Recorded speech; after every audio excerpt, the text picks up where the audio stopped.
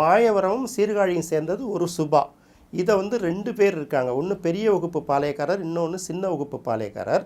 இந்த பெரிய வகுப்பு பாளையக்காரர் தான் முத்துக்குமாரசாமி நயினார். சின்ன வகுப்பு பாளையக்காரர்கள் தான் அவங்களுடைய உறவினர்கள். அவங்க 2 பேர் தான் சேர்ந்துருக்காங்க. அவங்களுக்குன்னு ஜமீன் நிலங்கள்ங்கிறது பெரிய அளவுக்கு நிலங்கள், சொத்து பத்துகள், வரி இல்லாத நிலங்கள், அதெல்லாம் பெரிய அளவுக்கு அரண்மனை, கோட்டையெல்லாம் ஒரு பக்கம் இருக்குது. இதே போல் பார்த்திங்கன்னா கும்பகோணம் பகுதியோட காவல் தலைவர் பாளையக்காரருக்கு வந்து அவர் பேர் வந்து தொண்டைமான் படையாட்சி அப்படின்னு பேர். இந்த தொண்டைமான் படையாட்சி இந்த முத்துக்குமாரசாமி நயினாரும் உறவினர்கள் அப்படின்னு சொல்ல குறிக்கிருக்காங்க. வெள்ளைக்காரனுடைய குறிப்புகள்லேயே குறிக்கப்பட்டிருக்கு.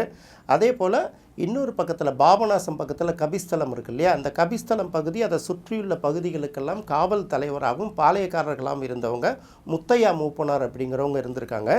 அதே போல் பார்த்திங்கன்னா இந்த பக்கம் மயிலாடுதுறைக்கு மேற்கே இந்த கடலங்குடி பகுதி இருக்குல்ல, கடலங்குடி அதை ஒட்டியுள்ள பகுதிகளில் காவல் தலைவராகவும் பாளையக்காரராகவும் இருந்து வரி வசூல் பண்ண செய்ய பொறுப்பில் இருந்தவர் வந்து ஆதி காளிங்கராய ஆண்டியப்ப உடையாருங்கிறவங்க பொறுப்பில் இருந்திருக்காங்க. இது